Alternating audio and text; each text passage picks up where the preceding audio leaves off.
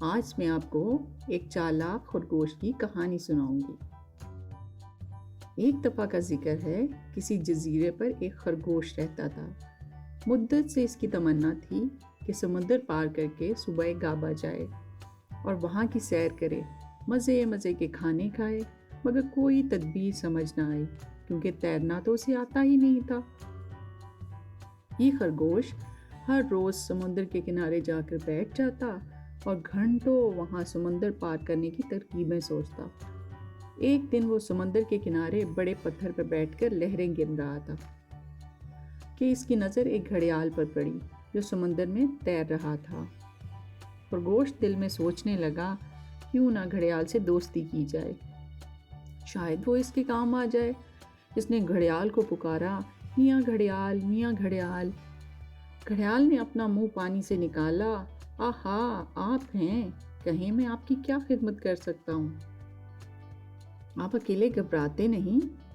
خرگوش، جبھی تو آپ کو پکارا ہے، آئیں دو گھڑی باتیں کریں۔ گھڑیال، ہاں ہاں ضرور۔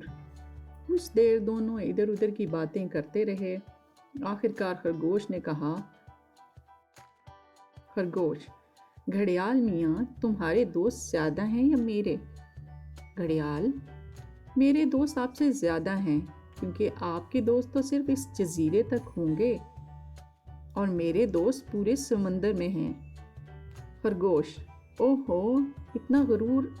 اتنے دوست ہیں، اگر برابر کھڑے ہو تو صبح غابہ تک پہنچ سکتے ہیں۔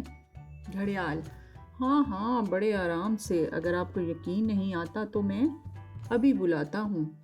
خرگوش، نہیں، مجھے آپ کا یقین تو ضرور، لیکن جب تک آپ ان سب کو کھڑا کریں گے تو میں گنوں گا کہ کتنے ہیں۔ گھڑیال، ذرا ٹھہرو، میں ابھی بلاتا ہوں۔ گھڑیال نے جو کہا کر دکھایا۔ تھوڑی دیر گزری کہ گھڑیالوں کی ایک لمبی قطار گھڑیالوں کے اس جزیرے سے صبح غابہ تک کھڑی تھی۔ اس کی وجہ سے ایک پل بن گیا۔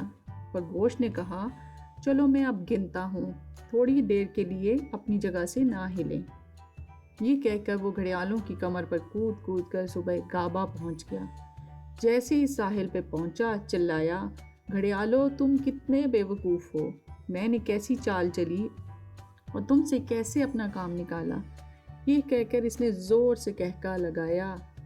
جو گھڑیال قریب کھڑا تھا، اس نے یہ سنا تو بہت بےتاب ہو گیا اور خرگوش کو پکڑ کر اس کے تمام بال نوچے اور اسے گنجا کر دیا۔ خرگوش تکلیف سے چیخنے، چلانے اور تڑپنے لگا۔